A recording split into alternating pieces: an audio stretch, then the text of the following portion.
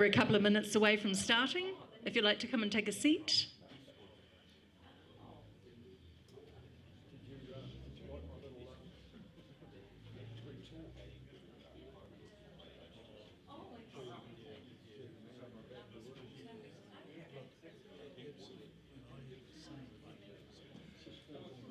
Boom, boom.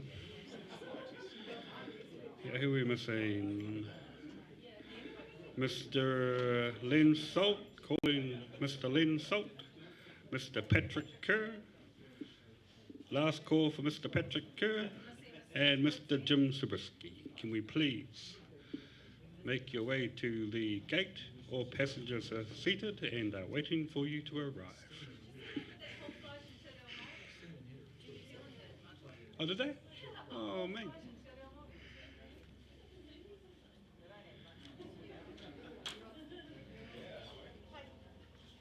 Is that the mic there? Or...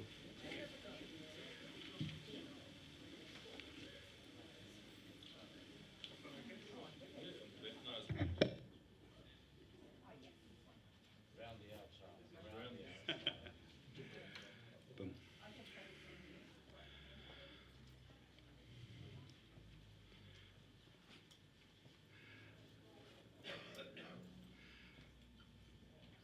is that?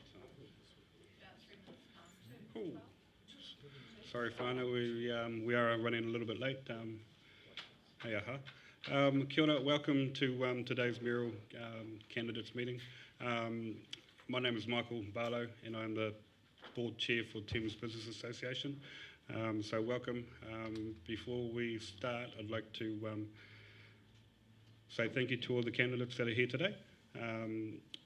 So we're all going to be nice, respectful and enjoy the day, enjoy the session. So before I start, we'll get our MC of the day, which is Michelle Johns. She'll come in and MC, and then we'll go from there. Kia ora, any questions? No? Cool, sweet. You're allowed to clap. Oh, thank you for that. Appreciate it. So, hi Jim, you're welcome to have a seat. Good.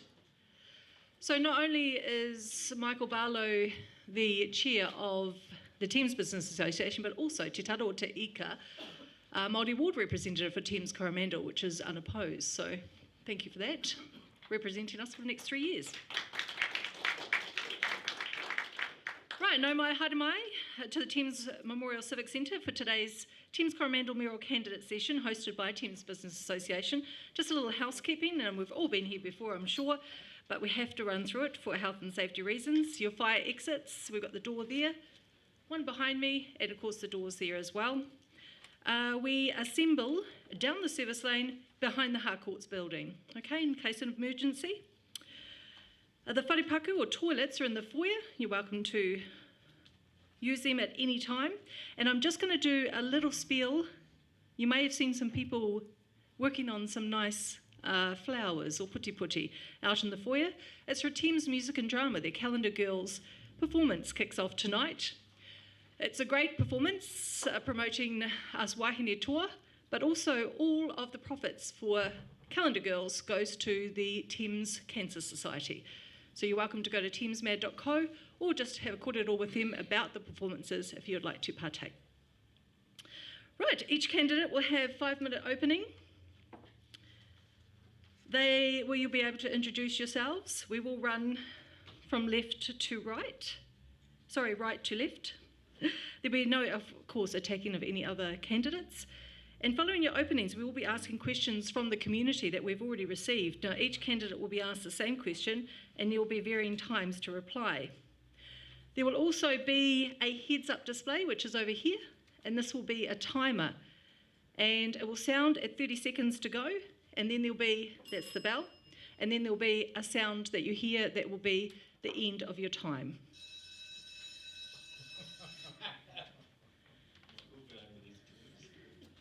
We ask you to play fair and be respectful of each other as well. And we're going to start with you, Len. Would you like the remote or would you like to stand? I'll stand. Okay.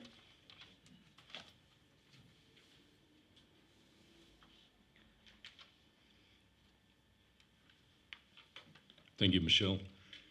I am semi-crippled, but I can stand for short periods of time. I'm just waiting for an operation, and it can't come soon enough to get me back up on my feet. So, all right. Has that started already? Nā mai haere mai, nā mai haere mai Thames. E mihi ana kia koto katoa, ko Len Salter hau. Kia ora i te whānau, nō reira, tēnā koto, tēnā koto, tēnā tātou katoa. Getting out and talking to you, hearing your questions, being engaged with our wonderful communities, best job in the world and I love it. But I have one fear, and that is that after 7 of these, I might be boring the audience. You will patiently listen to myself and these fine candidates tell you what our plans and goals are. Most of you are polite and don't yawn too much, but not everybody. So I'll be watching out for those who are yawning. Yes, you sir, you know who I'm talking about already. So today I'm going to start by telling you a story, and as I get into it, you will see the relevance to our council. A few years ago, I was sales manager for a timber processing company based in Mount Maunganui.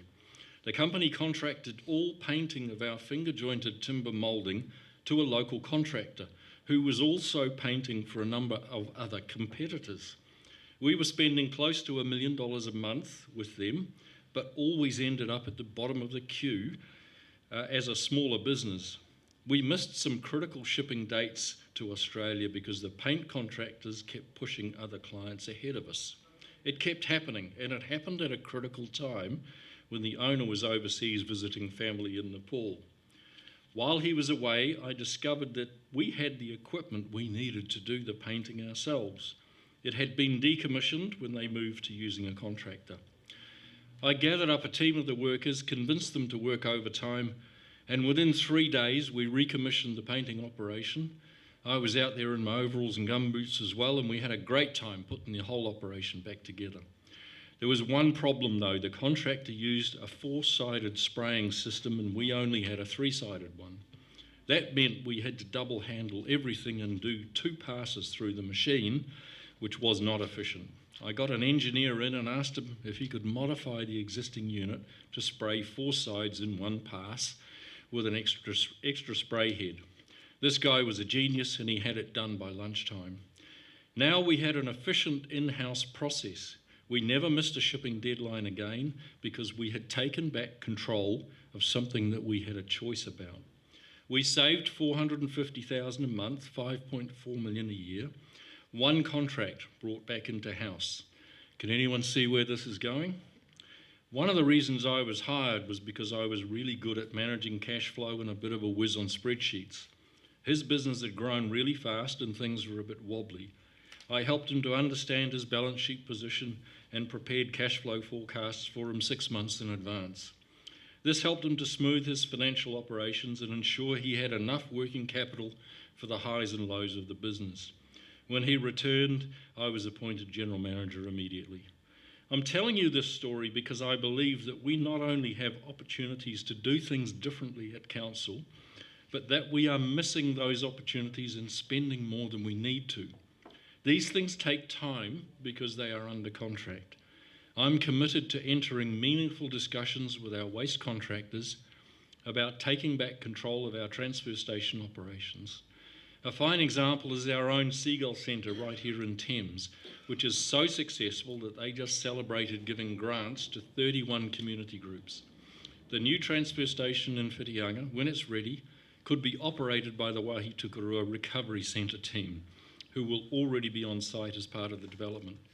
The fundamentals are there, and under my mayoralty, we will hone in on finding opportunities to take back control where it's sensible to do so of our contracted operations and return these savings to ratepayers.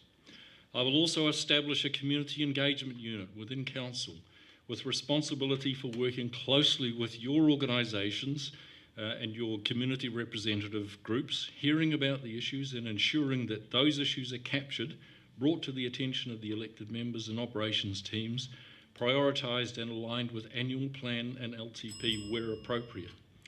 We will get much better at hearing you, responding and engaging.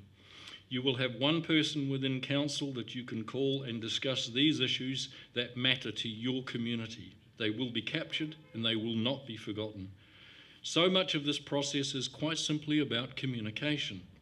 When people feel they are not being heard or taken seriously, they get frustrated and grumpy. No community is going to instantly get everything they want because we will inevitably be constrained by budgets and process on some things. But we will be working with you, communicating and liaising in a much more constructive way. Thank you very much. Appreciate your time. Yes. Right, thank you, Len. And we have Patrick Kerr next.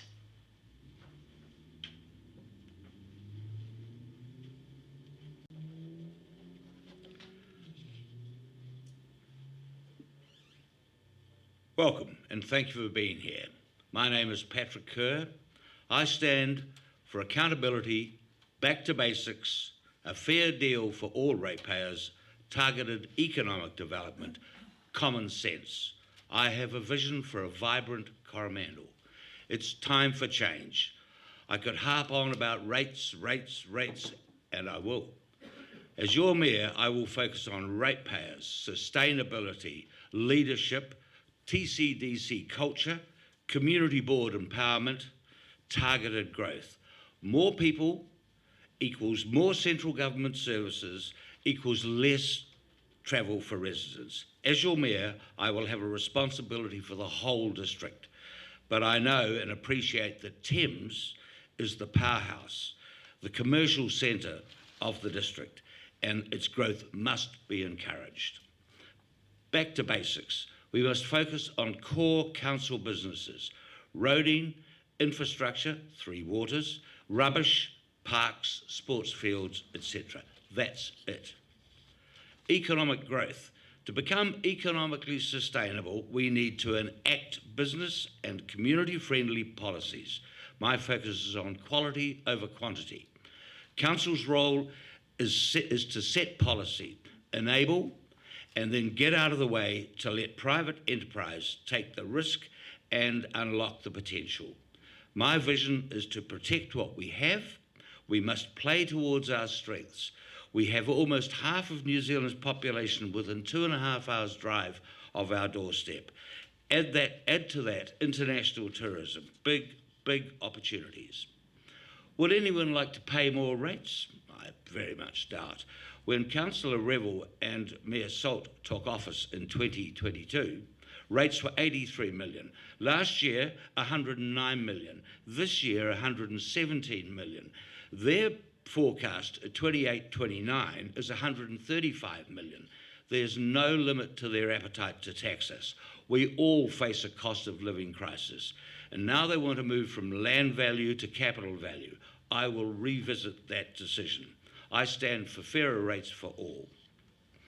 My opponents, Councillor Revel and Mayor Salt, have voted for a plus 36% average rate increase over the last 3 years. They consulted on rubbish, but imposed a Maori ward without asking us. They increased external debt, planned to be 178 million at the end of the next term. A doubling of interest costs from 5 million to 10 million. This is not good governance. We need a reset. I will cap rates at the lower of CPI or 3%. This year, Council's revenue is 176 million. It's the biggest business on the peninsula, and don't forget it's a monopoly. Council spends 80 million on OPEX, 29 million on staff. They have 255 full-time equivalents. That's $113,000 average. 5 million on interest, growing to 10 million. We can save between 6 and 10% on OPEX.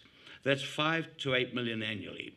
We must realise significant staff cost savings. Do the basics well with less.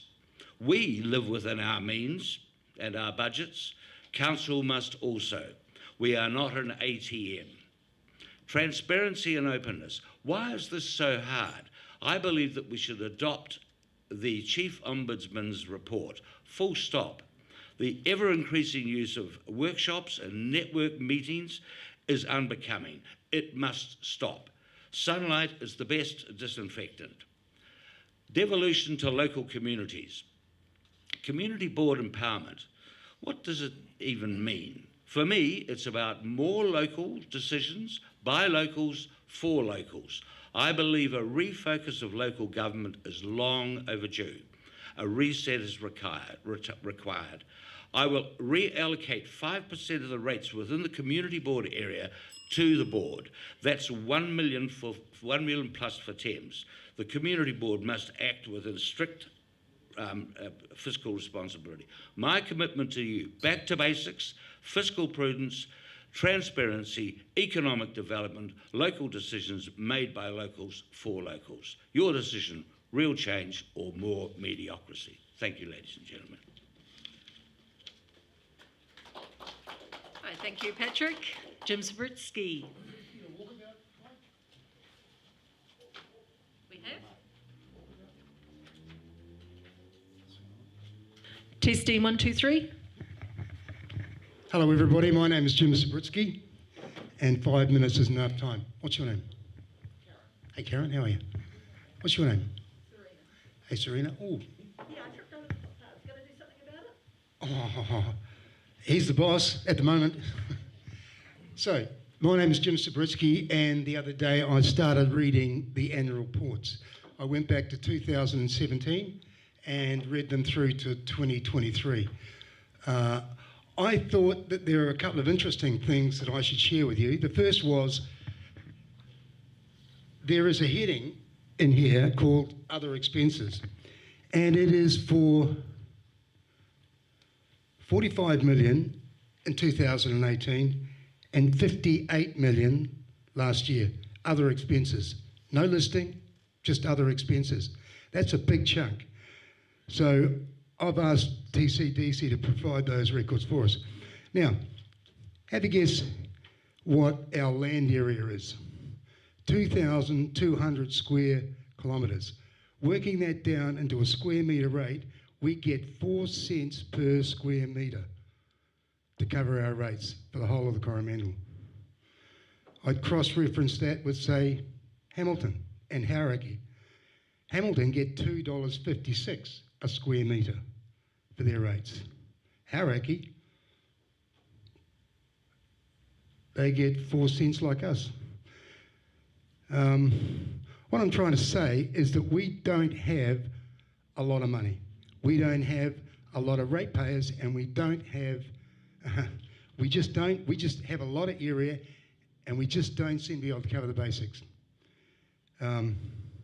Narrawahia, Queenstown, Far North, they all make more per square metre than we do, but they've got a higher national income and they've got a higher rating base.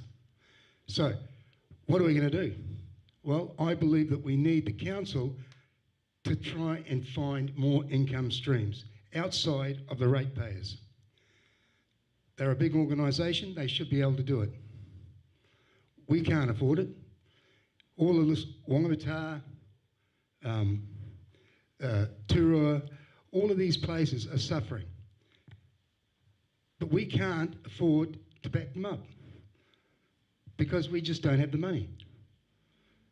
And we don't have the income, and we can't keep asking the ratepayers who are getting older, living by themselves, on fixed incomes, most of them, and that would just be the super. They can't afford it either. So I've pledged a rates freeze, and I think we deserve one because there is enough meat and wastage in there, and hidden in there, $58 million undisclosed other expenses. On 2017, that was 45. As well as that, consultants fees, general and specialist. 2018, 1.2 million and 400,000, and last year 2.5 million and 1.6 million. You know, we're paying consultants almost half of what we pay our staff. And then we've got the guys at the top who should know what they're doing. They're on what, 100, 150 to 300,000. We can't afford that. That money's coming out of our pockets. What are we going to do? I don't know. But the reason you want me there is because I go and look for things. You've seen my truck, you've seen that sign? It's a big sign, 4 times bigger than anybody else's. That's all. I just got to drive around. Everybody's seen it, so I get noticed. Why am I standing out here? Hey mate, how are you? Because I've only got 5 minutes to introduce myself. Hi, I'm Jim. You can call me anytime. Anytime. I've seen your face around. Okay, I like to do things differently. You know, people have had a crack at me on my social media posts about going after that intersection in Orongo. But what they don't realise is that in the last 9 years, there have been 50 accidents there, 6 fatalities and another dozen serious. Total cost to the community, 140 million. NZTA and Hauraki Council are responsible, jointly responsible. It doesn't have anything to do with the TCDC. It's outside their jurisdiction, but it affects all of us, every one of us. That's my limit. Thanks, guys. Right, thank you, Jim. Peter Revel.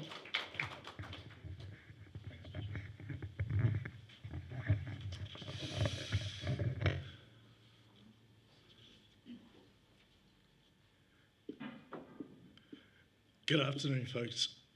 Excuse me. I'm Peter Revel, and over the course of this campaign, I'm sure you will have realised that people are asking for things to be different. People are saying we want change, we don't want more of the same. And that makes sense. None of us want ridiculous rate increases, especially in a cost of living crisis. None of us want money wasted on things that don't matter. And none of us want a council to be paying twice for something that's half as good. So maybe that's why you're here this afternoon, to see if you can vote, see if you can find someone you can vote for who might be able to do things better. And so I would say thank you for being here, and thank you for giving your time to find out an answer to that question. And I understand and I get that you're probably overwhelmed with the promises that politicians make. And typically the promises are up here and the delivery is down here. Well, I think we all experience that. But I'm not a politician. And I don't want this job of the mayor of our district for any other reason other than I believe that I have the skills to get better outcomes for our districts, for our district. With all the best will in the world, council is a complex beast. It's full of processes, it's full of systems, and it takes a lot to get your head around how to move that beast in the direction that we need. For 6 years, I have served the communities and the people of this district. I've been on a community board for 3 years, and I now have been a councillor for 3 years. I know what it's like at those levels and in those roles. I have first-hand knowledge of the beast, if you like. I have spent time building knowledge, building understanding, building relationships with colleagues around the council table, relationships with staff, relationships with external stakeholders. And I believe those relationships are built, characterised by trust. I have the leadership skills to deliver a much more cohesive, a much more responsive, and a much more informed district and council. I stand here today with decades of hardened commercial leadership experience. General Manager at Telecom, Managing Director of Acorn Computers, Chief Executive of Intel, General Manager of Frond, and so on. I know how to get things done, and I have a plan. Number one, to get rates under control. And next year we will halve the predicted rate increase. Number two, focus on core services. Roads, which includes all our footpaths, waste and water, and delivering water economically. And thirdly, restoring community voices. You know, the overwhelming message that comes as I've gone around the district has been, council doesn't listen to us. I will change that. I will transform that. And the first thing, which will be in my 90-day plan, is that all community board chairs will have a seat around the council table, so that council is hearing firsthand what are the issues in each district, in each part of the district. So please, when you make your choice about community board, please make sure you think about who could be a good chair of our community board. And finally, and again, because I think it's important, leadership. I've already said that leadership has been my job for decades. I understand the value that clear, fair and strong leadership makes. It's the key to having people work together collaboratively with respect, with purpose. It's the key to delivering outcomes that people need. Leadership's not about being popular. It's not about being a figurehead. It's not about being a bully. Leadership is about effectiveness and delivering outcomes. The only way I'm going to be able to prove that is if I get the opportunity to be your mayor. Please give me that opportunity. Thank you. Thank you, Peter. And we have Steve Hart.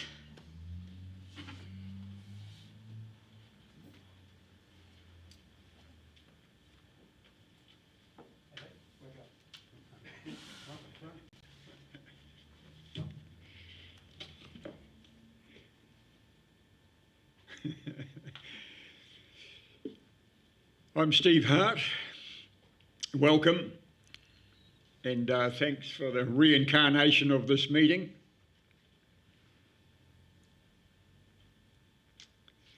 My message is just being repeated and repeated and repeated through the all 11 Meet the Candidates meetings we're having. There's only 2 issues on the table, although in my 28-page manifesto I've written up 14 different key policy areas, but there's 2 key issues. Number 1 is the system's broken. Right through, everywhere. Right through our elected representatives, right through our bureaucracy, right across many layers of society. The system's broken, and I think a lot of people are starting to wake up to that reality. So how do we fix it? The emphasis is on we, because quite obviously we can't rely on elected members to fix it anymore. Very rarely have we seen that, any evidence of that. So the emphasis on how do we fix it? As mayor, I will instigate open public forums right around the entire district, because right around our community we have an incredible degree of expertise, incredible knowledge, wisdom, experience, know-how, can-do. And it's the people of this community that we're missing out on as our major resource. So we just need to facilitate drawing that skill set out and drawing it in and fixing it. Wouldn't that be a revolution? It might be democracy. The other key issue is rates. Rates are climbing through the roof, and the majority of our district are geriatric. We are the oldest demographic in New Zealand. And I can imagine that most elderly people plan for their retirement well ahead. They don't plan for extreme rises in rates. So it's quite easy to reverse rates, very easy. Not just cap them or reduce the climb, but reverse them, pull them down, reverse them. It's very easy. All we need to do is get rid of the vultures. Those that are clipping the ticket, those that are milking it. With an open audit, we will find out who's milking it. The consultants, milking it big time. Engineers, contractors and the lawyers. They're probably paying lawyers $1,000 an hour. Imagine that.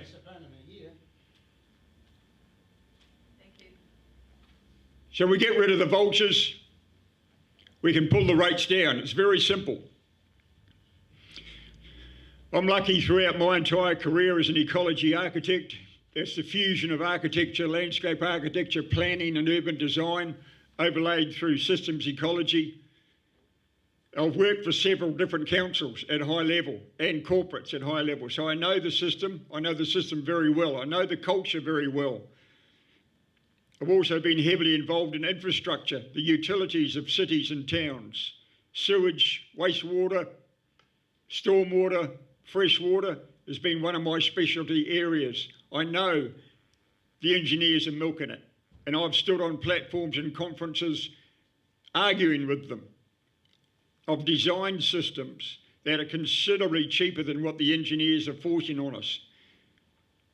They are milking it big time. That has to stop, and it's quite easy. An interesting area of leadership, which is often mentioned, I refer back to a short-term contract I had in Dubai. It was a 6-month contract as a lead architect to a 70-storey high-rise building. On day one, I walked in, there was a team of 13 that I was leading, and I walked in and brought the team together and said, when's our weekly meetings? They said, what? What are they? So I said, right, Tuesday morning at 9:30 we have weekly meetings. Pull the whole team together and sit down and develop how a team operates.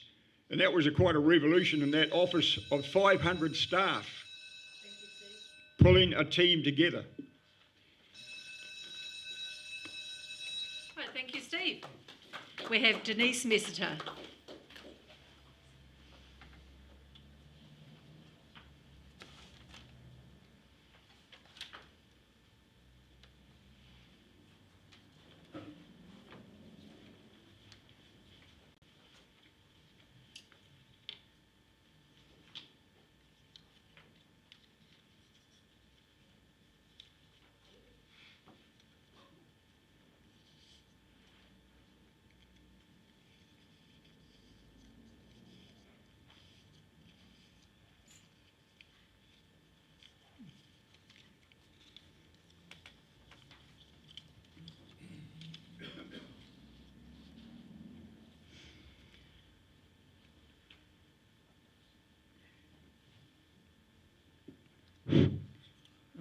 Kia ora everybody.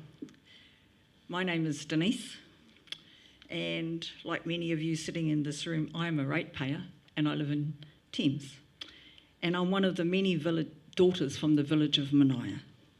I'm standing for Mayor of Thames Coromandel because I believe that this is our moment to lead with compassion, clarity and courage. And I'm proud to be the only woman standing for Mayor of TCDC, being mindful that we are over 50% of the voters in our region. Thames Water is the heart of our district's history and resilience. We've faced flooding, slips, rising living costs and infrastructure strain.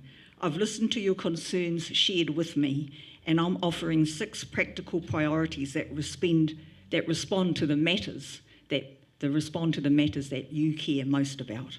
First, we must care for our environment.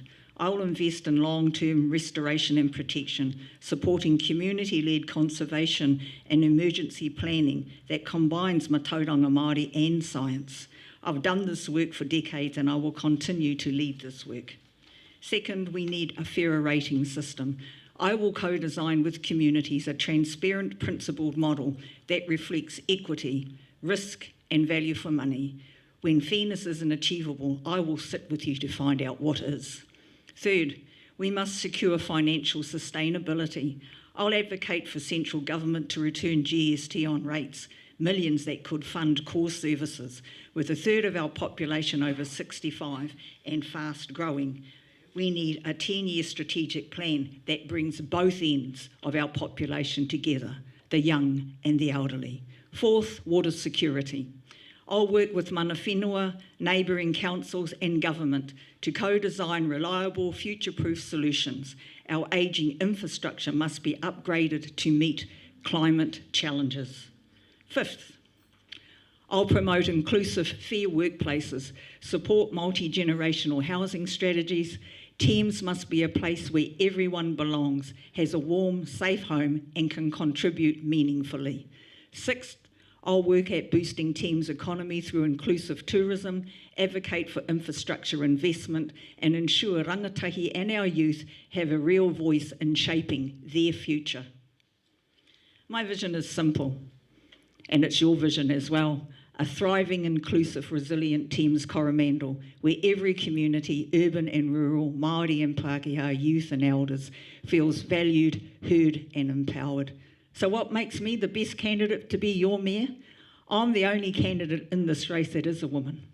I am the only candidate who can genuinely walk in two worlds, the Māori world and the Pākehā world, and I know how to bring those two worlds together. Not as a guest, but as a woman who belongs to both.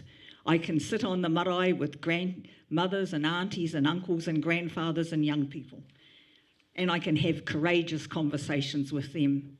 And I can sit at the council table with engineers and be equally at home with them as well.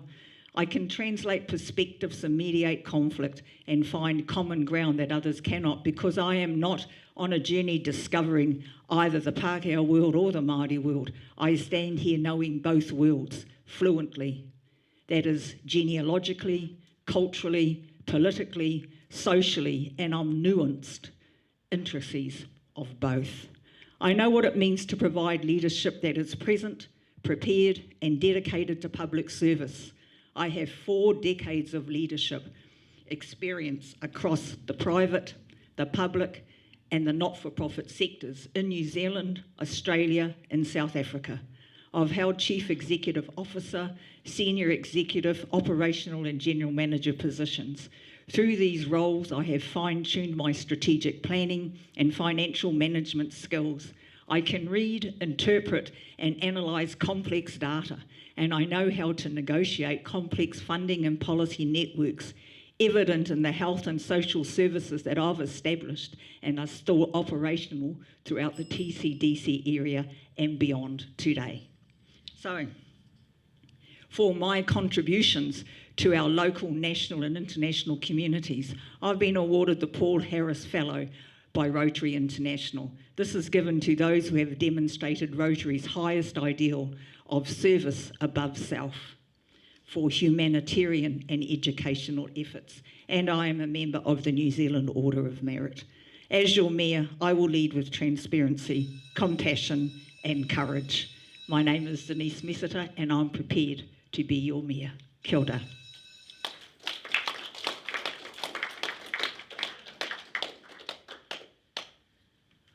Right, we go into question time now, and there are different times on the questions.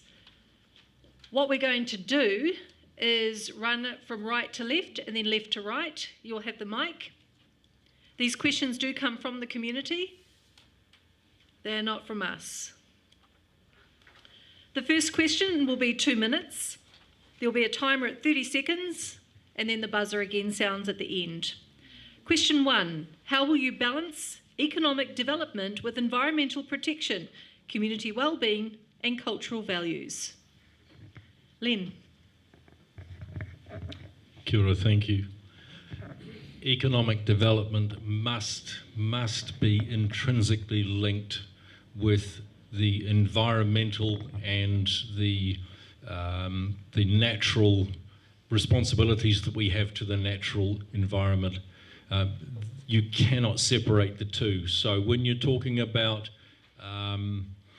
issues that are of real topical concern, such as mining, then you've got to basically look at the environmental aspects first. The rest of the answer to that question has to come from community. Everything that we do in this space has to start from community. And that's the voice of community is often lost in these things. So when we're looking at the economic development and how it affects our people, you start by asking the people first. It's as simple as that. Right, thank you, Len. And Patrick. Phew, it sort of encompasses a lot, doesn't it? However, economic development ultimately can't be generated by council. They have proved over decades, right throughout the country, that they are not equipped to actually undertake economic development. What they are able to do is to enable, through perhaps land zoning, and then encourage individuals or businesses to take up the slack and deal with the economic development. That's the only way it's going to work. every time that the council has tried to do it, it's failed. We could take a look at the Totra Valley Road. What started off as just a few million is now ballooned to 11.7 million, and still nothing has happened. So, environmental protection. Well, I just don't know how much we can actually do, other than it's all covered by government legislation as to what we can and can't do, and council is responsible for that and is held accountable for it. So the community wellbeing, these, as I said, there are quite a few bits and pieces in here. Community wellbeing and cultural values. Well, cultural values are entirely an individual's person. You've 30 more seconds. No? I had more, did I? Yep, so the bell rings at 30 seconds to go. Oh, thank you. That's cool. That's very kind of you. Community wellbeing, yes, we have a responsibility to look after our neighbours, to actually be civil to our neighbours and kind and generous. That's how this whole place was developed, through volunteerism. And council should encourage the volunteerism. Thank you, Patrick. Jim? I think I've made it clear that I'm pro-mining. The first miners in this country were the Maori. They were, not the European, the Maori. You know, they've dug out nearly 300 tonne of gold out of the Coromandel. 300 tonne. And we don't do it now. Last night I got on Google Earth and I was having a look at the slip where the bridges and the scars to the landscape, and also driving into Tura last week before, how they clear felled the logs and just left the rubbish there. And I thought to myself, you look at this and then you blame mining. And mining is probably the only industry that I can think of that's going to dig us out of the shit. Quite frankly, they come in, new infrastructure, new jobs, employment, money, longevity, and the price of gold is going up. And it can be done sustainably. I don't know why we don't look at it. We really do need to take a look at why we're so broke, why we're so poor, why we are just deprived of everything. Our demographics are, as I said, 4 cents per square metre. What's the average age? About 50, 60. Half the population don't live here. We've got a diminishing workforce. We don't build enough houses. You tell me another industry that's going to come in and help us out or fix us. I don't think it's going to be tourism. That's limited. Thanks.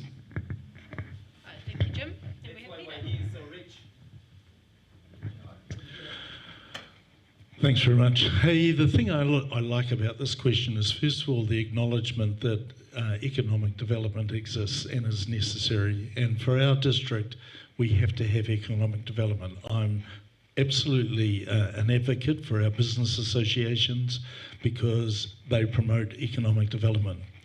But the other good thing about this question is also it identifies the other stakeholder areas, the environment, community wellbeing, and so on. So decisions that get made with regard to economic development and so on get made around the council table. And therefore, I believe we need to make sure that we have people around the council table who are equipped to represent those various areas, who are equipped to represent economic development, who are equipped to represent the environment. And so once again, as you vote, because at the end of the day, it's your choice who sits around that council table, to think about, have we got the right balance of people sitting around the council table? It would be horrific if everybody sitting around that council table was all about spreadsheets. That's not what we need. We need diversity. The good thing is, this election, we're going to, if you made the assumption that all the existing councillors who are standing again. If you made an assumption that they got in, we're still going to have 4 new councillors. And that's important. The existing councillors bring experience, which I believe is really important. But we're going to have 4 new councillors replacing people who've retired and so on.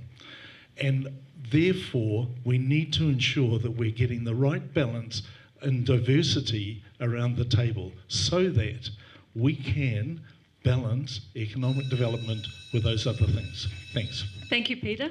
Steve. Thank you.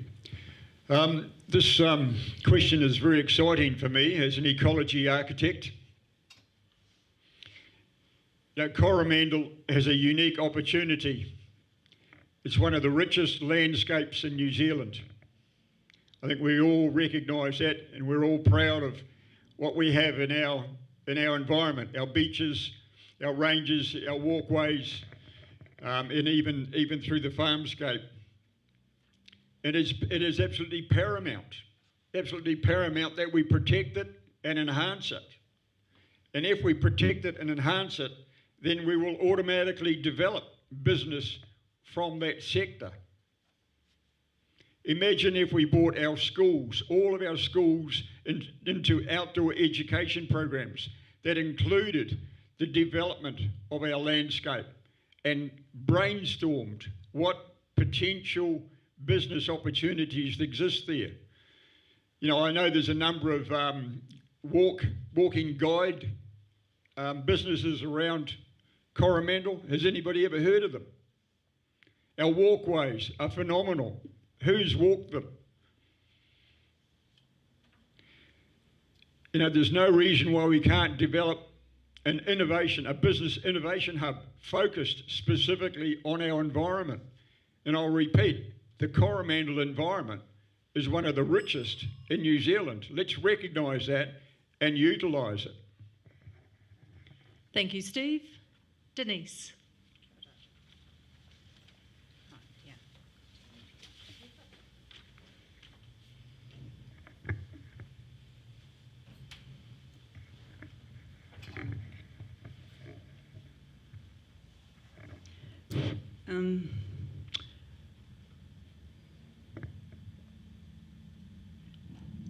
I'm standing here thinking to myself, for those of you that know me and the evidence that I've been able to prove in this district, that I do know how to balance economic development, environmental protection and community wellbeing. The establishment of Korowai Hauora Hauraki proves that in terms of environment, in terms of people connecting to the environment and what that means. In terms of moving forward, I would be looking at supporting community-centred co-governance. What does that mean? It means about having youth councils in each ward. It's about bringing the rainbow community to the table. It's about bringing Māori and elderly to the table. It's about bringing those who are homeless to the table to be able to help us look at what do we need as a community to move ourselves forward in this day and age and in the 21st century.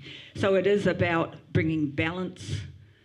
It's about balance in terms of who we are, how we spread risk, how we spread wealth, how we support each other to build thriving small neighbourhood communities.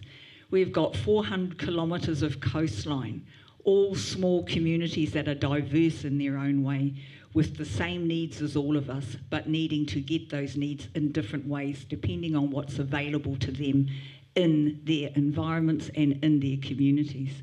We are part of the local economy. Got 29 seconds left, and so part of looking at our balance is knowing who we are, what we have to contribute, what our assets are, social and economic assets, and how we use those wisely to build a sustainable foundation for now and for the future. Kia ora. Thank you, Denise. Can you keep the microphone? You'll be the first one to answer the next question. And you are welcome to clap if you want to. You don't have to be quiet. Just a reminder to our mayoral candidates that the timer is over here if you need to see the time, that at 30 seconds to go there will be a bell and then the noise at the end will stop you, okay? Right, question 2, 1 minute. How will you ensure that ratepayer funds are used equitably across the district, especially in under-resourced areas? Denise, when you're ready. Good question. So, as I said in my 5-minute speech, that I would support looking at an equitable principle-based rating system that considers low-income relief, that considers a hardship remissions policy, that would look at retained earnings. What does that mean? It means retained earnings isn't a plan.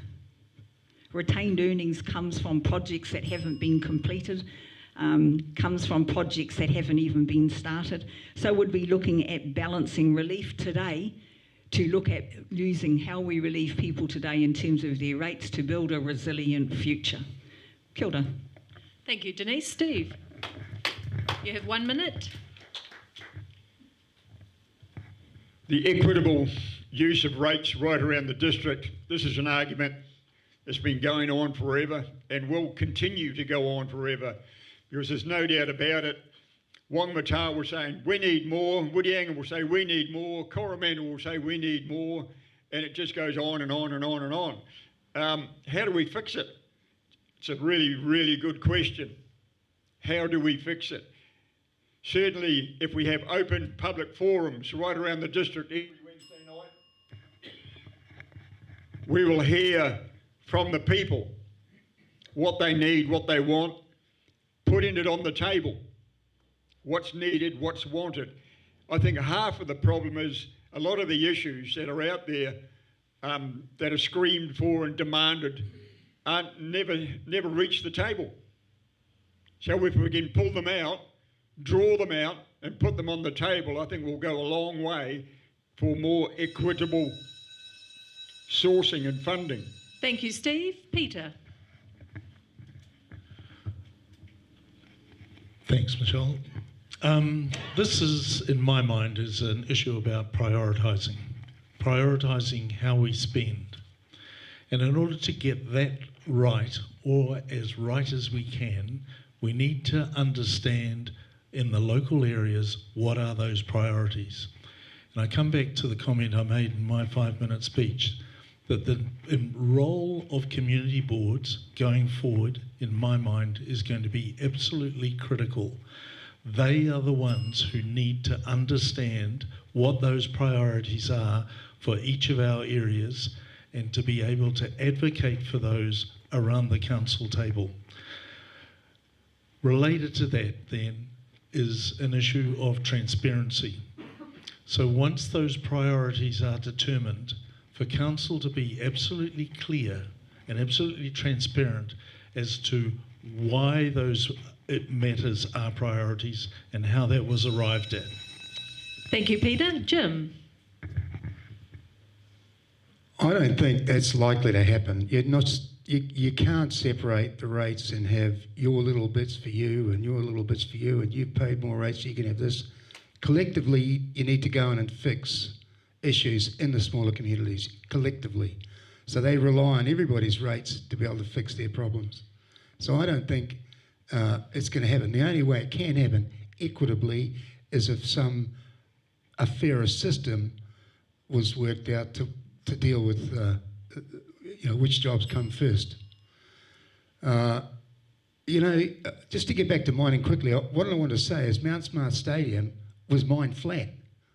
And in 1932, the government, concerned about destitution, advertised that it would be a good idea if all men and women that were unemployed go fossicking for gold. And what, 60 odd, 70 odd years, we've completely flipped the coin and we just say no. Well, thank you, Jim. I'll get back to this. Patrick. I assume this question is about, you want me to stand, fair enough. I assume this question is ultimately about equitable rating. There are several ways in which you pay rates. One is through a uniform general charge, which is limited by law as to a total of 30%. We currently operate at about 20%. So we could lift that well. There are targeted rates where you, as a community, have decided to have certain features which you're prepared to pay for. But lifting that a general rate would be a much better way of being able to afford all communities' priorities. But again, you have to know what those are, which is what I said earlier on. Let's get the community boards, let's empower them. Let's give them money so they can actually do it. It does two things. It drains money out of the silo in Thames and it hands it back to the community. Thank you, Patrick. Len. Thank you. Thanks, Michelle. I think we need to be very clear about the reality that councils face. So around 96% of the spend that councils do is determined by compliance with government legislation. You get about 4% of your available funds to spend on community projects. And that's really where, and I'll give you one example of compliance. We're going to build a $20 million water treatment plant in Thames South. It's already well underway. That is mandated by compliance by Taumata Arawai.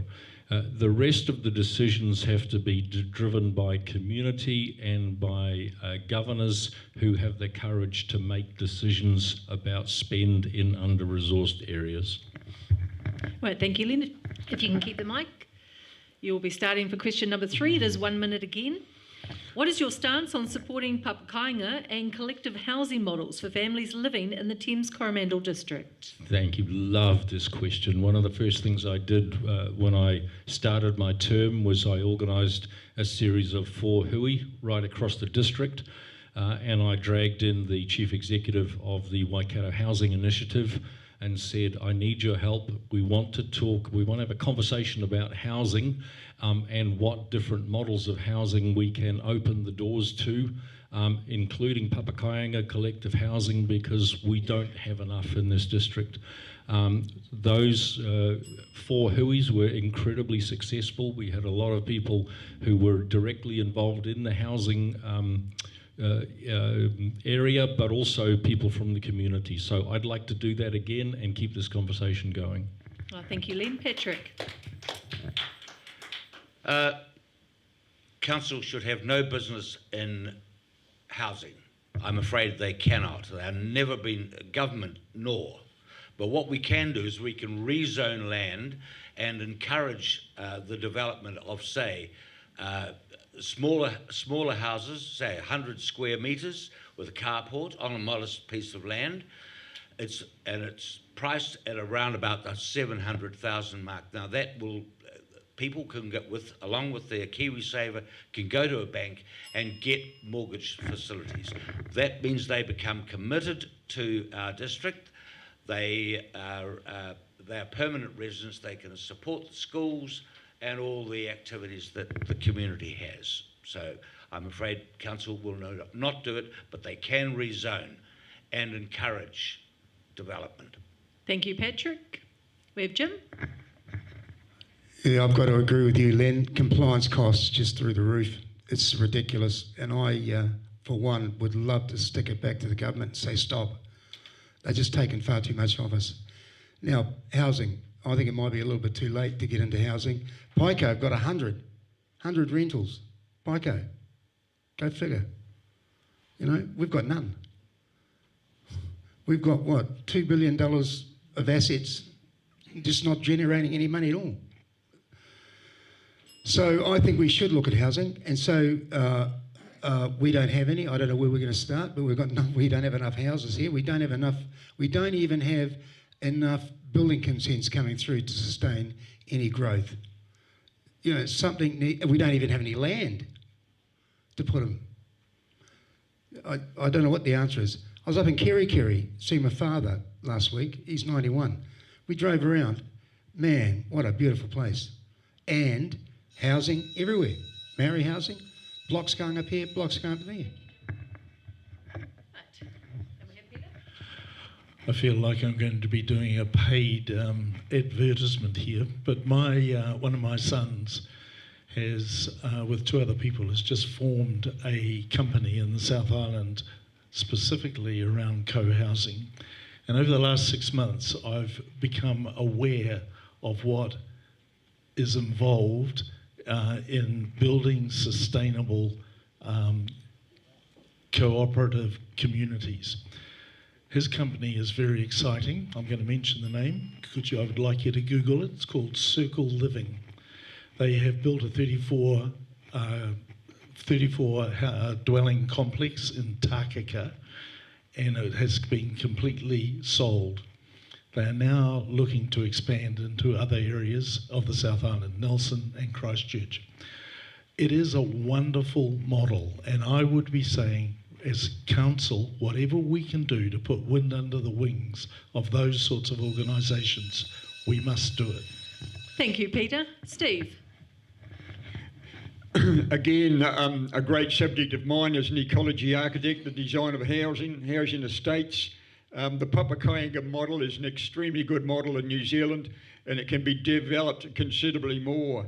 I often harp back on this subject. Not so many years ago, in fact, well, over 40 years ago, right across New Zealand we had borough councils. Every borough council in New Zealand had pensioner housing. Since corporatisation in 1984, all of our housing blocks, community housing blocks, have been corporatised, gone down the drain, sold out to the corporates. That's why we've got people on the street. I think it's imperative that councils revisit pensioner housing with extremely good design models. The designs are out there, extremely good designs, and I'd love to be on that drawing board designing them. Thank you, Steve. Denise. Kia ora.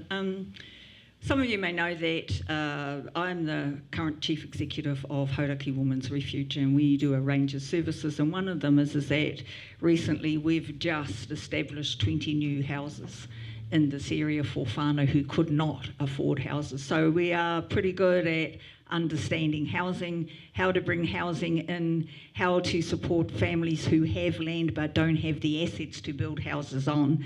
We've also done research that is locally based research. It is called He Whare He Taonga, and it looks at housing and how we can house people in this community based on their knowledge, their information and their solutions. Locally based, developed by and for women, for their families. So I'd encourage you to have a look at our research. It is about Thames Coromandel District families and how we can support them to access housing for their families and their communities. Kia ora. Thank you, Denise. Can you hold the microphone? Sure. Right, question 4 is 1 minute as well. What is your stance on Thames Coromandel District Council's position that mining exploration is permitted and not publicly notifiable? My position is that TCDC needs to change its position. It needs to publicly notify all residents that there are mining exploration licences that have been applied for. They also need to publicly notify when there is drilling notices and prospecting being applied for, which is currently the case right now over in Waitakere, and that all mining applications, exploring, prospecting needs to be publicly notified, so we as community members, ratepayers and residents can participate in decisions that are pertinent to us and matter to us. Kia ora. Thank you, Denise. Steve. Mining, as most of us know in the Coromandel, is a critical issue with our environment.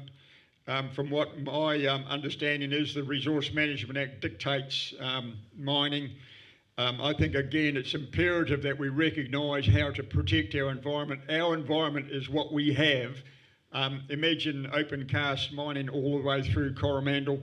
It won't work. It'll destroy our environment, and TCDC must do something about it. Must. Thank you, Steve. Peter. My statement always about mining in the Coromandel is we are the Coromandel, for goodness sake. If you want to do mining, do it somewhere else. Therefore, I think as a council, we need to be very clear that we do not and should not do anything that supports mining in our district. Thanks. Thank you, Peter. Jim. What if you knew there was $140 billion of gold up there? Would that change your mind? Thank you, Jim. Patrick. I've been gold mining on the west coast of the South Island. That's alluvial gold mining. Up here, it's solid rock gold mining.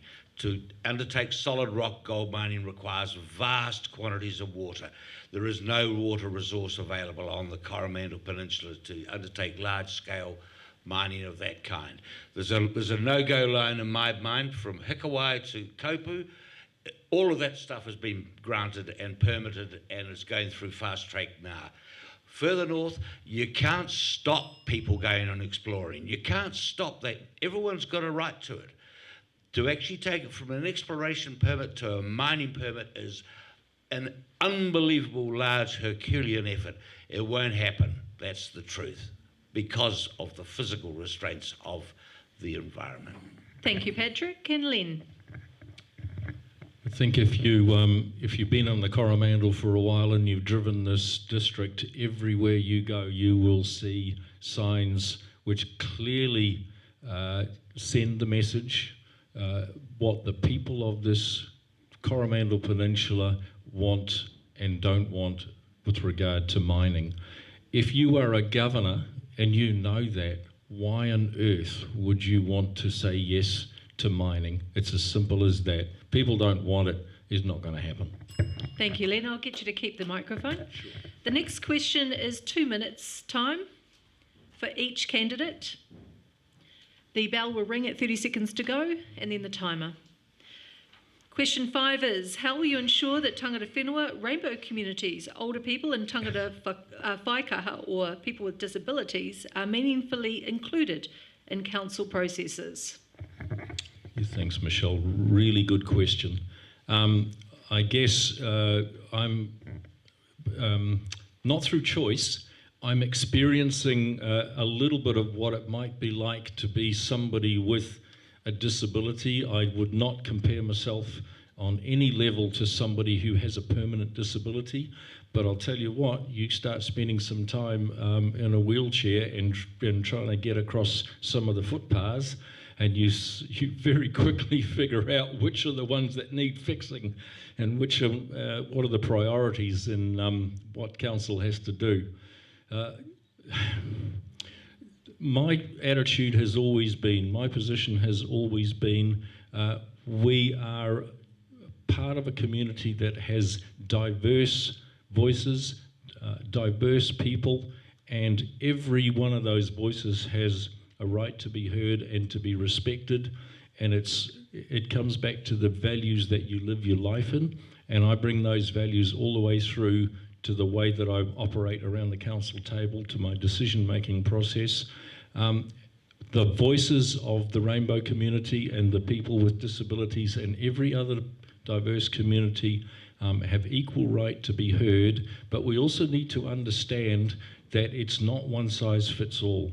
We need to be listening to what the needs are of the individual communities that are affected and making sure that we are adapting ourselves to those different needs.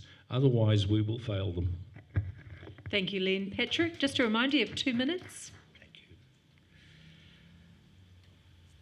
Government statute covers everything that you have to do in terms of protecting minorities, be they rainbow, but that responsibility again falls within the community board. Now, if you want a rainbow crossing, pedestrian crossing, you come to your community board and put it forward as an idea. If it reaches consensus, you'll get it.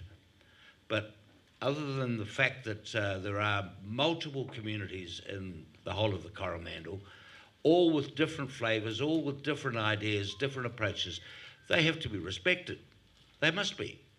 But they're all about the individual ultimately, and we have a responsibility to actually be kind to our neighbour, be considerate, and as I said earlier on, this whole place is based on volunteerism. You can't tell me that volunteers that actually conduct a lot of our social works here on the peninsula, they're not concerned or isolated from particular groups. They're all there in for it. So look after your neighbour. Thank you, Patrick. Jim. So, Jupitron Construction, 2 operations. First one was 3 hours. It takes 45 minutes to put a pacemaker in. This was 3 hours. The reason I wear a glove, I get tingling all the way down the bottom finger. And I'll never have a straight hand again. So yeah, I know about disabilities. Obviously mine's not as bad as these that you're talking about. I think the problem is there's just not enough money in the kitty for us to really do what we want to do, and so the minority groups just seem to fall out of the way. What I don't like is the fact that we just seem to never get them what they need. I don't know specifically what they want, but it would be one of my priorities to look after the underprivileged and the minorities. That's where I start, across the board. You know, healthcare is important, from the cradle to the grave, no exceptions. Thank you, Jim. And Peter. Yeah, really good question. This one, as I've been looking at it, I've been struggling with the word meaningfully, and I'm sure that's a key thing. Are all people meaningfully included in council processes? I think that's a challenge, and I'm not sure I have an answer for it. But as a previous speaker has said, there is a whole lot of stuff that council is obligated to do because of legislation. A whole lot of stuff that council has to do in terms of being inclusive in its decision making, inclusive in its actions, which are determined by legislation. What is going to be important? Once again, I come back to the role that the community boards need to play in each of our wards right around the district, ensuring that they are understanding the needs of the diversity that is represented in their particular community, whatever that might be. I'm pleased that I'm included in this. Up here it talks about older people. I'm one of them. I'm an older person. I think it's great when you look around the breadth of candidates that are standing in this election, that there is some reasonable diversity in people who are standing. And the good thing about that means that getting involved meaningfully in council processes is much more likely to happen if we do have that diversity around the community boards and around the council table. Thank you. Thank you, Peter. We have Steve. Yeah, that diversity, again, you know, you look around Coromandel, we do have a rich diversity of many types of people, many different groups, many different characters, many different persuasions. It's very, we have a very rich community, but how are we connecting to them? I'm a big fan of inclusiveness, and quite clearly corporatisation has taken over in New Zealand, and that inclusiveness has gone out the back door gradually, and it's in the pits at the moment, right in the pits. It needs to reverse. How do we reverse it? Perhaps we have a dedicated team within council that go out and search for this diversity that exists right across our Coromandel, and sit down with them and brainstorm them, have workshops with them. You know, our weekly open public forums will bring these people out. We will search them out and invite them into open public forums and invite them to present their issues, put them on the table, and have a dedicated team working with them. Thank you, Steve. Denise. Kia ora. I'm just going to take a bit of a risk here. You know, this is the 21st century, and I'm really surprised that council hasn't already done what this question is asking us to do. And that is that it should already have advisory groups that come from the rainbow community, that it will already have disability advisory groups that come from the disability sector, that it will already have youth groups that come from the youth sector. This is the 21st century. And for us to be having this conversation today is a really good indication of how far we have not come. We still don't even have advisory groups that listen to the views of women in this community. We're over 50% of the people sitting in this room today. So I'm just leaving it there, but saying to you very clearly, to all of us in this room, and to those of you that are standing for mayor, and those that are currently on the council, how come you haven't already done this? What stopped you? It's got nothing to do with legislation. It has everything to do with community and having heart for community, having care and recognising who is in our community. Kia ora. Kia ora, Denise. Can you keep the microphone? Right, we have question 6, which will be 1 minute per candidate. What changes will you make to public engagement formats to ensure all voices are heard, not just the loudest? Okay, so I think I answered that in the previous question, but I'll say it again. Right, public isn't all the same.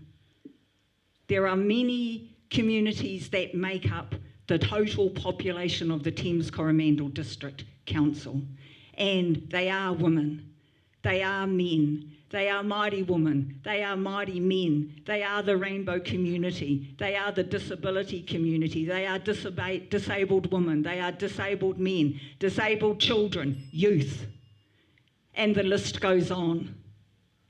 I'll say it again, this is the 21st century, and we need to get ourselves into the 21st century and really respect the various communities that there are in the wider Thames Coromandel District region. Kia ora. Thank you, Denise. Steve. Thank you, Denise.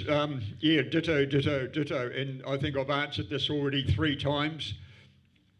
Imagine every Wednesday night, right across the entire district, open public forums to bring people in, including our school children. There's dramatic evidence in a number of places around the world where school children have been invited into public forums. One I spoke of at a previous meeting was the city of Curitiba in Brazil. An industrial city needed a major retro design, urban design retro. The mayor at the time, an architect, a fellow by the name of Jamie Learn, invited all the schools in to redesign the city. Imagine it. Imagine doing that. Invite all the schools in to redesign the city about the size of Auckland, Curitiba in Brazil. It was a brilliant model. Thank you, Steve. Peter. Thanks very much. And at the risk of repeating myself again, the role of community boards going forward, I believe, is going to be critical. And I would want to encourage everybody who is voting to put as much, if not more, thought into who are the people that are going to represent your area at a community board level, because these sorts of issues are going to land with community boards to ensure that within each area that the needs, the understanding and so on is picked up and is brought into council processes and so on. So a real encouragement to people to give plenty of thought to community board election voting. Thanks, Peter. Denise, I agree with you. It's shameful to think that we haven't tackled those issues with women and so on. And Peter and Len, that's a mark against you, I think, for the last council. You know, these questions shouldn't be coming up. We should have sorted this out. Thank you, Jim. Patrick. Well, I think Peter's actually answered it. We've got to empower the community board. That's where we're, as I mentioned earlier on, it's for locals, by locals. Local empowerment. That's the only way we're going to actually deal with these matters. And that's we can't have everyone coming to council, as it were, but what I propose is that we actually move council meetings. Every second meeting will be outside in the wards. So that's a way in which there'll be good transparency and the ability for people to hear. Thank you, Patrick. Len. Thank you. I've already given a commitment in my speech to establishing a community engagement unit within council, and I'm basing this on 3 years of travelling the entire district and talking to community groups, and we've got 17 ratepayer associations in this district and countless community groups who are out there working in the community. Their voices are getting lost, and community boards can only go part of the way towards helping to get their needs and their voices heard. So community engagement unit within council to make sure that the voices of these community groups and these folks are heard on and actioned. Thank you, Len. If you can keep that. Right, and question number 7. 2 minutes. What is your position on Thames Coromandel District Council going it alone to deliver water services and ratepayers having to foot the bill, estimated to be $600,000 for establishing a standalone water services unit? I'm on a working group of myself, the Deputy Mayor, and one councillor who have been working for many months within council and working to establish a joint water services organisation with 2 other councils, Western Bay and Tauranga City Council. We tried very, very hard to get this over the line. We're not quite there. We haven't given up, but at this stage, we are in a position where we have no choice under the legislation but to establish a go-it-alone or a standalone water services operation. This is going to happen over the next 12 to 24 months. There is a cost, and make no mistake, the framework under which this government has required us to put together our water services operations will depend on or will be imposing the costs on ratepayers. So there is a cost for this. There are costs for Commerce Commission. There are costs for the water regulator, Taumata Arawai. All of those costs will come back to us. However, we are in a very, very good position. Council has done a great job in the past of establishing our water services infrastructure. We are in a good position going forward. We're in a very good debt position. We're well below our debt caps. So where a number of other councils cannot go it alone, we can do it, and we can do it very constructively, and we'll do it efficiently. Thank you, Len. Patrick, you have 2 minutes. Council gave us 33 days of consultation. There were several proposals put up. One was to remain local. One was to perhaps investigate putting the assets and income streams into a trust, which would the profits from that would go back to the community. And the third was amalgamation. They boxed on. They said amalgamation is the way we're going to go.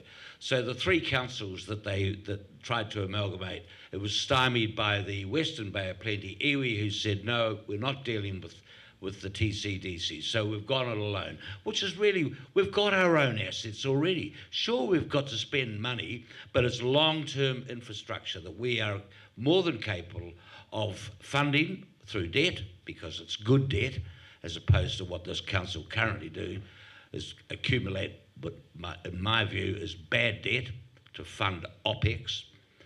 So we're going to have to spend money, but we already have the assets. And then also, how do you reconcile the fact that Tauranga has got massive amounts of debt surrounding their water assets, Western Bay of Plenty not so much, and then we are here in a relatively good debt position. How does that all come together? I don't know where the $600,000 cost comes from. We already own the damn assets. Surely, why do we have to spend $600,000 on that? Thank you, Patrick. Jim. Just to get back to that last question, if I was your chief, I'll tell you what, I wouldn't be going to too many of those council meetings because I'll have a video link set up. I'd prefer to sit in the garage and work on the car and just watch it on TV and then put my 2 cents with it. You know, I can still be there in spirit. I don't have to be there in person. Now, if I can set that up for myself, Why can't we set that up for the community? You know, I have a feeling the council they don't want to attract criticism to themselves when they're discussing an issue. And that discussing an issue is just free thinking, you know, just talking to each other. But then when they get into an area where they have to discuss it formally, that's when I think the public should be involved. Okay, position on TC going it alone, 600,000, that's a drop in a bucket compared to 26 million for a swimming pool, isn't it? 37, isn't it? Oh, thank you, Jim. Peter. Thanks. I feel, and when it comes to answering a question like this, probably Len and I have an advantage because we have been donking deep on this for the last 18 months. And so many of the questions get thrown out as rhetorical, you know, well, why this and why that? I guess Len and I do have the background on that. The going it alone, we are expecting and anticipating that this will be an interim step.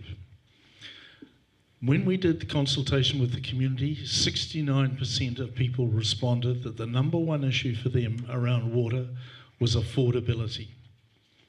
When the council deliberated around all this, that was the single biggest driver in their thinking. What is it we need to do to deliver affordable water services going forward?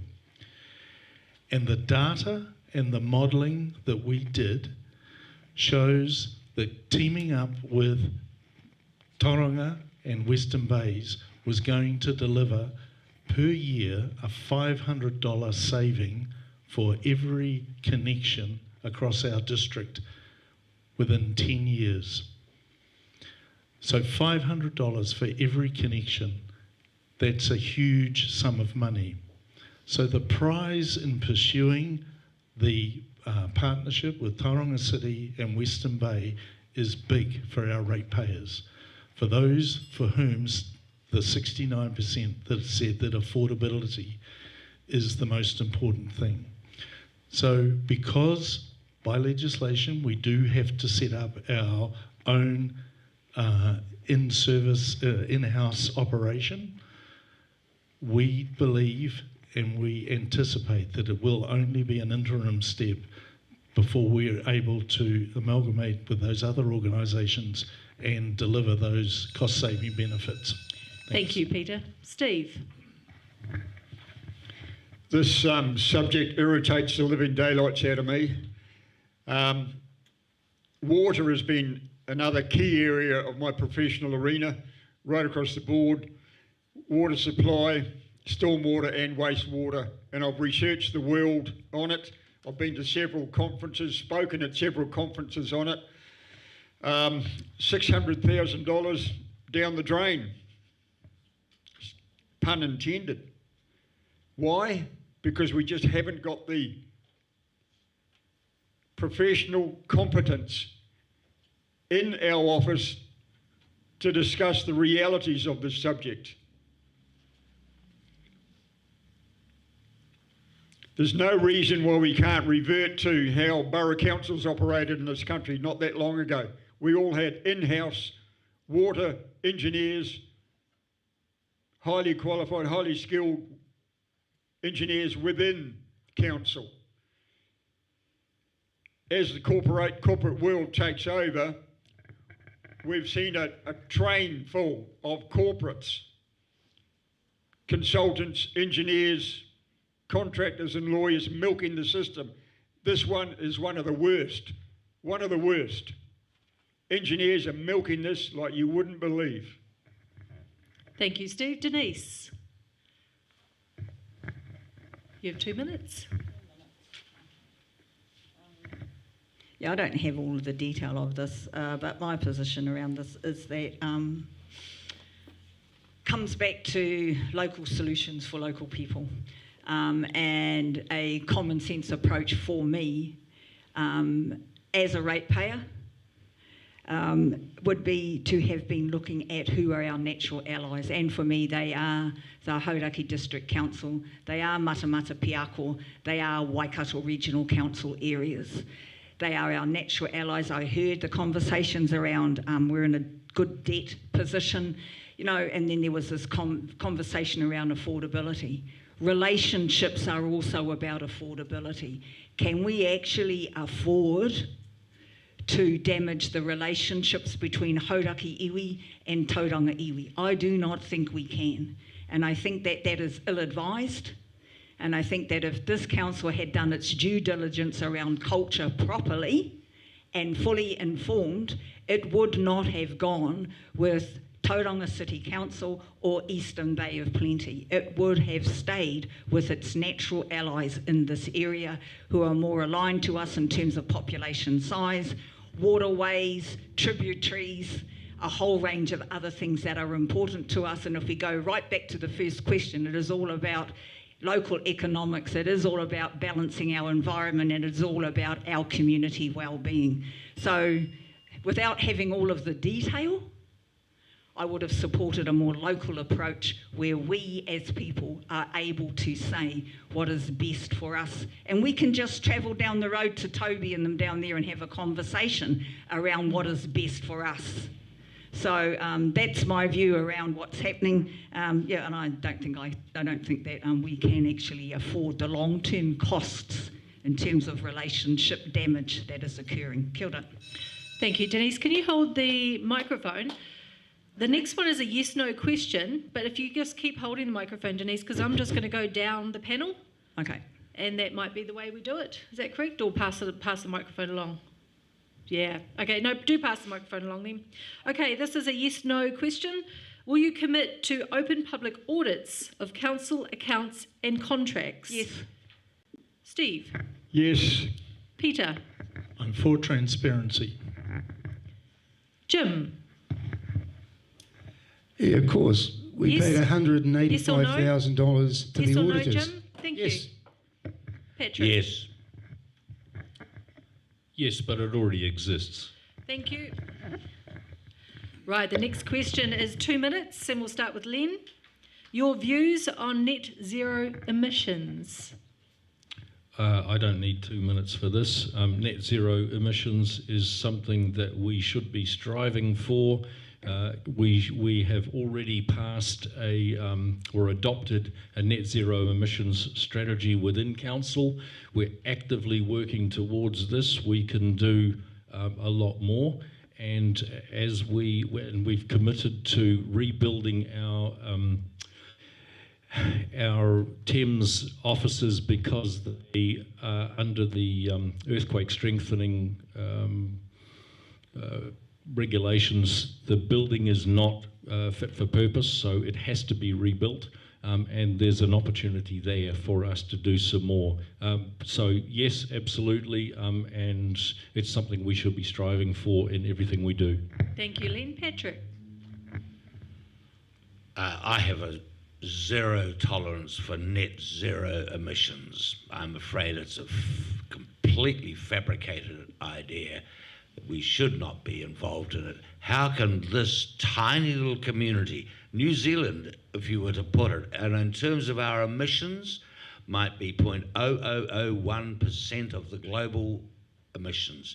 We've got no control. All we can do is we can actually look after our environment, behave as civil people should, recycle, do things like that. But trying to achieve net zero emissions, I'm afraid I don't believe it. Thank you, Patrick. Jim? Yeah, we'll never achieve it. It's pointless. We're just making a ride for our own back. It's never going to happen. I just think, look, per capita, so what if we pump out more than, say, an American person? But in the grand scheme of things, we are really just, as I said before, a drop in the bucket. No, I completely disagree with it. Completely disagree with it. Forget it. Thank you, Jim. Peter? I think it's really good to have aspirations. I think it's great to have an aspiration for world peace, you know. And what are the things that I can do to go towards that? I think it's great to have an aspiration for net zero emission. And let's hold it as an aspiration that we'd like to see happen. Thank you, Peter. Steve? Again, another great subject of mine. I was one of the founding activists in developing the Zero Waste Foundation in New Zealand that Stephen Tyndall from the Warehouse picked up. It was driven by Warren Snow and Cliff Colquhoun. Great individual characters that built that policy in New Zealand.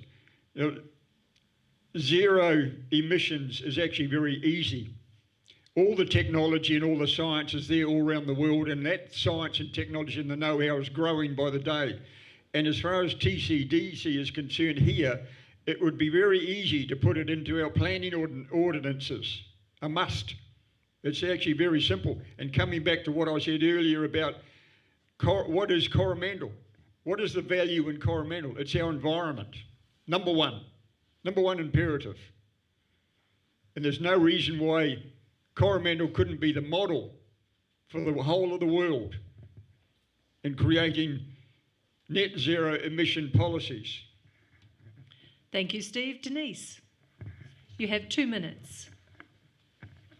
I don't think it's going to take me 2 minutes. I just think that we need to strive to be able to attain the 2030 target that's been set down, which is, that's all I'm going to say about that. I think that we could do better. And, well, we could look at things like, how would you say, just even promoting things like having a walking school bus or riding our bikes to school. I mean, there are a whole range of things that we can do. We've already got some of the technology available. Some of our kids have bikes. Some of our kids have got walking shoes. So do we. So I'm a supporter of net zero emissions, and hopefully our children will be and our grandchildren will be those that benefit from it. We've caused enough problems for them. We need to try and help them solve it. Kia ora. Thank you, Denise. Question number 10. Yep, question number 10, 1 minute. Okay. What will I do to make council decision-making more transparent and accessible to everyday residents? So for me, I think I said briefly in my speech somewhere, and maybe in a response to a couple other questions, it is around community-centred co-governance. It is about ensuring that our various communities participate in decision making, either by inputting into what the decisions could be or input their thinking, having digital polls, having roving wānanga, having mayor on the marae and mayor in the community meetings may be helpful in that, but definitely transparency needs to be something that we work towards, and isn't a nice to have, but it's a must have, and it's not even an aspiration. Thank you, Denise. Steve? Yes, ditto. Absolutely imperative, transparency and accessibility. Again, it's all gone out the window over the last 40 years. We've got to bring that back somehow. Obviously, it needs brainstorming. How do we do that? The technology that we have available today, that's those that can access it, perhaps there's some tools there that we could utilise. But it's got to be on the table. How do we open up the transparency and accessibility? I thank you, Steve. Peter? Over the last few years, I think council has taken some good strides in terms of using technology to make the process of council more accessible for people. I think we're probably just scratching the surface, though, in terms of what can be done there. And I would like to think that as we move forward, that council, the people who are involved with technology in council, will be bringing to us some of these newer technologies to enable us to make it absolutely more accessible. Having said all that, I must say that I am disappointed when I sit in a council meeting, which I know is being live streamed, to see not very many people watching, and when I look at the logs, that not very many people watch afterwards. So it may be that we're not just getting the message right, that we are able to, people are able to get access to council decision making. Thank you, Peter. Jim? Thanks. I agree with Peter. I think people probably whinge and moan after the event. They've had the opportunity and they've missed it, and they bitch because they didn't see it. That's what I think. But generally, I think councils try to do the right thing by us, but you know, you've got to remember they work for us. They're our staff. They're for us. So if we don't feel that they're doing the right thing for us, we've got to tell them. Okay, that's all it is a mindset. Thank you, Jim. Patrick. Well, Councillor Revel and Mayor Len Salt declined to accept the Chief Ombudsman's report on transparency. Point of order. Yes. We're not going to dig at our fellow mayoral candidates. Okay, that's fine. Here we go. We're going to rotate every second a council meeting in the ward. We are going to, the fact that council has 9 people in communication, it doesn't bode particularly well for getting the message out that council is and does and performs. So, I don't know. Patrick, thank you. Len. I have watched our council staff work extremely hard to try as much as they can to make council meetings and operations as transparent as they possibly can. I absolutely believe that we are one of the most transparent councils in the country. The Ombudsman's report was aimed at 8 councils who had complaints laid against them. We were not one of those 8. And we have made extraordinary efforts to make sure that all the information is available to people where we possibly can. So I'm pretty comfortable with our settings as they are at the moment. Thank you, Len. If you just hold that. Now, this next question I think was answered previously, but we will just go down the table for a yes-no. Do you believe that local communities should have the power to veto mining proposals in their area, especially when they affect whenua, water or biodiversity? Whenua being our land. Yes. Just a yes-no. Thank you, Patrick. Yes. No. No. Thank you. Yep. Yes.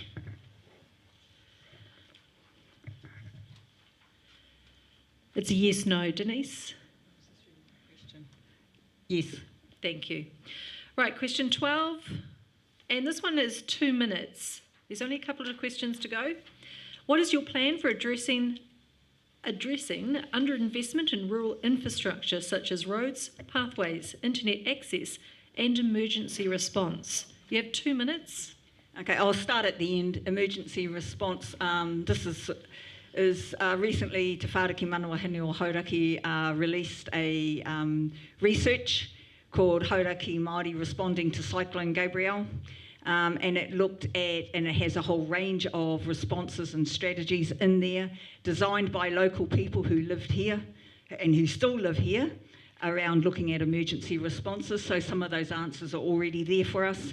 In terms of internet access, it will be supporting Starlink, and council's already done some of that.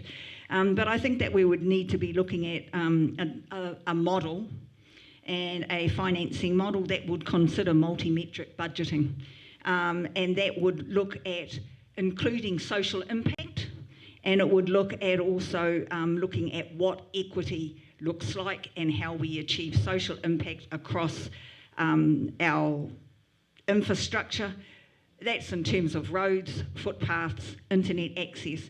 And there's also something about rivers and seas that we don't use effectively as we used to use in the old days when we used to row our waka up the Hauraki Gulf or up Te Kapamoana. So, so for me it is about community participating and setting their priorities in terms of infrastructure development, and how we budget to set that, and how we use multi-budgeting models to help communities achieve that, and looking at a 3-year funding reserve strategy and priorities that would help communities attain their targets, and what those targets would be in terms of social impact and equity. Kia ora. Thank you, Denise. Steve. Thank you, Denise. All very good points. The key word here is underinvestment in rural infrastructure. I live in a rural area, or it's a semi-rural area. Obviously roads are number one, and emergency response is very high up there as well. My experience in emergency response, it's very well catered for. It needs to be maintained, no doubt about that. But again, it's all about communication to all the people in the rural community. What is it that they need? What is it they want? What is it that they demand? Let's open up that communication.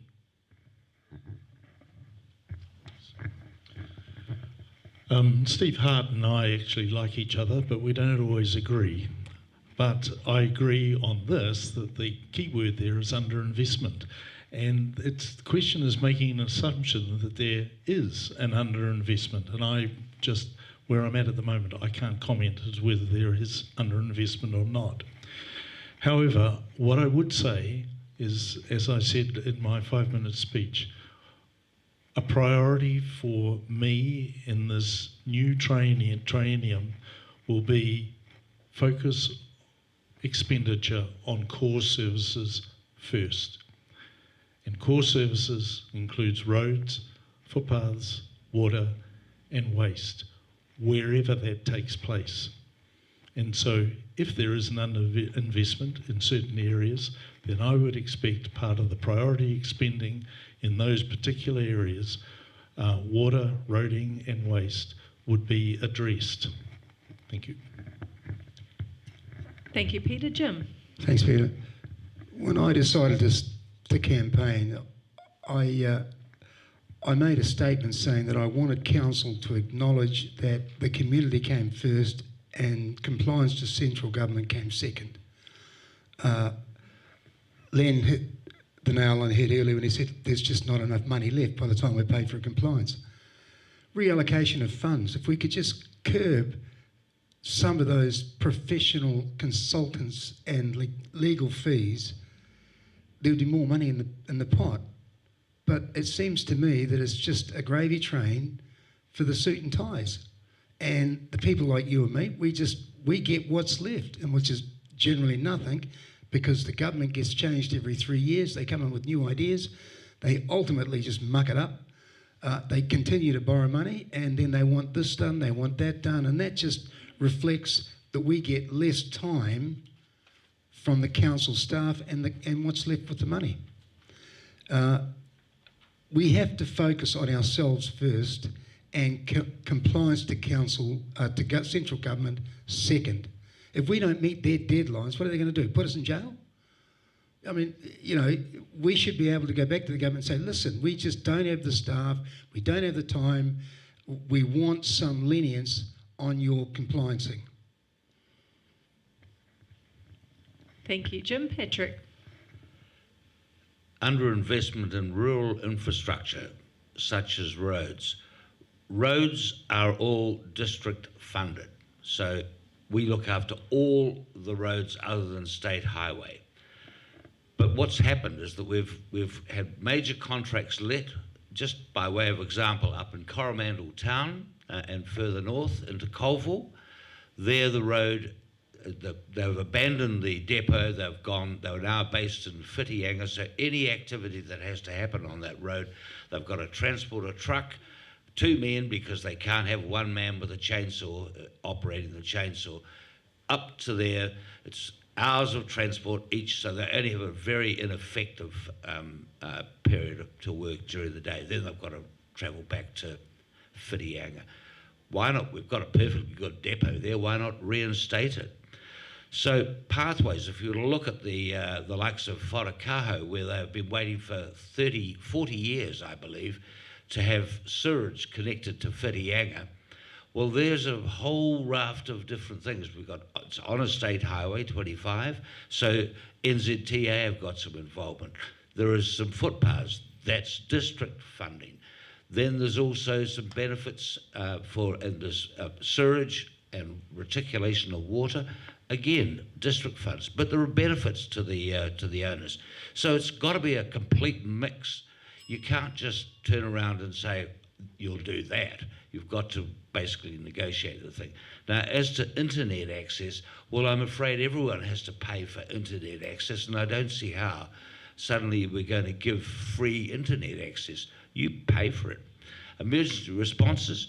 Now, I originally started off by saying no to sirens, but now I've converted to sirens. And this is going to happen over on the eastern seaboard and will happen here. Thank you, Patrick. Len, 2 minutes. Thanks, Michelle. I'm going to spend a little bit of time on roading because this is something that's very dear to my heart. I sit on the Regional Land Transport Committee as the Thames Coromandel District Council representative. That's where all the funding is allocated for our roading and our footpaths. That is not local roads, but there is a very high component of local roading in that commitment for funding as well. Those sitting along the table beside me have heard this before, but the fact is that we managed to get $800 million of funding committed to Coromandel roading investment, to rebuilding resilience into Coromandel roads. And Jim said the government's flip-flop and change. Well, he was absolutely right, because when we got a new government, all of that money was taken away and reallocated. So that's why Wharakaho doesn't have a footpath on a budgeted footpath for their on the work plan.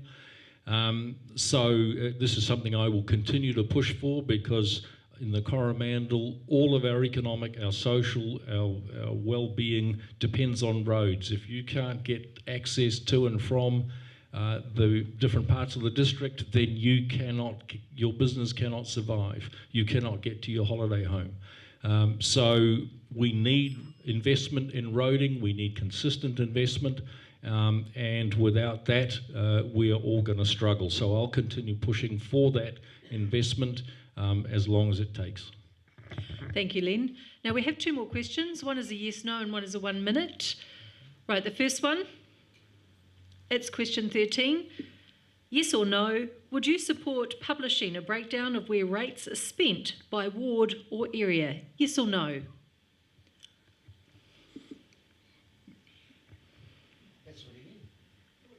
it's not. No, it's not. It's not broken down over. So yours is no, Len? Oh, you can't answer, so you abstain? Okay, abstain. Yes. Well, of course I'd say yes, but I think it's already available. Thank you, Peter. Same as Jim, yep.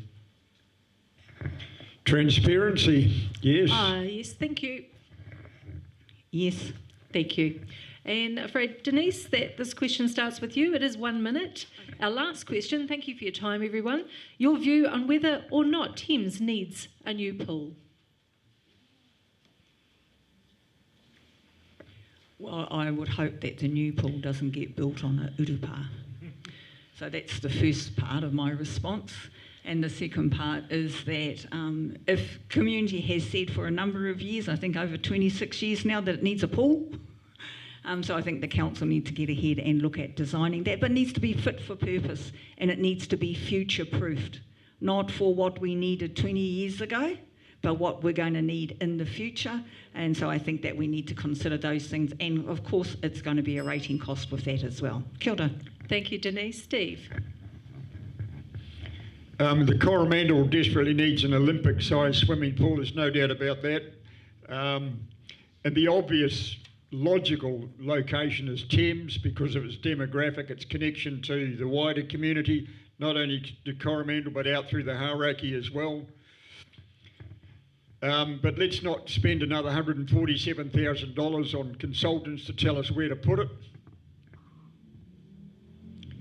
There's actually a private development on the drawing board at the moment for a globally excellent model of an extensive water park to include an Olympic swimming pool.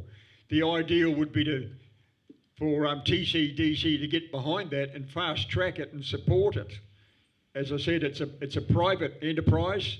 The likelihood that there will be no need for funding at all from TCDC. But what would be ideal would be for TCDC to get behind it.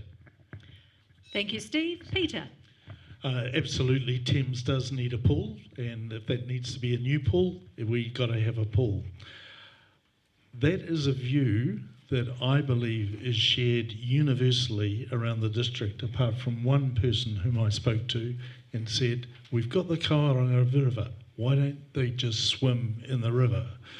But around the council table, and people are, and everywhere I've spoken, people are saying Thames needs to have a pool. So absolutely. Thank you, Peter. Jim? Can't we get another couple of years out of that pool? Can't we, I don't know, give it away to the landowners and give them another $1 million for them to renovate it and then charge them rates on it? Is there anything else we can do? I mean, 26 or, what did you say, 37 million? That's a lot of money for concrete and fiberglass. You know, wouldn't even have a liquor licence. Can't even have a party up there. You know, mining would pay for the pool. Thank you, Jim. Patrick? Well, there's absolutely no way that you're going to get the district to fund the pool. It works out, if it's district funded, it's $200 per person. If it is funded here locally, because that's what you want, it's $1,000 per annum. Not Whangamata. Whitianga wanted to do exactly the same thing. What did Thames say? Not on our watch. They refused to district fund Thames pool. The Whitianga. Good for the goose, good for the gander. Thank you, Patrick. Len? If you speak to the people of Thames, they are universal in their views that Thames needs a pool. And the answer to this is what councils have been doing since before time. The way that you do this is you get it shovel ready. And councils have done this for years. You do the design, you do all the preparation, and then you go out looking for funds without necessarily imposing on the ratepayers. There are solutions, and we'll find those solutions. We will build a pool. It will not be built on an urapa, and the land has to go back to Ngāti Maru because we've given that commitment and we will honour that commitment. But we will get it shovel ready, and then we will find the funds. It'll happen. Thank you, Len. Right, that concludes our afternoon hosted by Thames Business Association. I want to thank all our mayoral candidates for your time today, and your time especially, for coming along and spending that with us. And thank you for your questions. I would really appreciate it. You're welcome to clap now. Paki paki, you're relieved, okay? Thank you very much.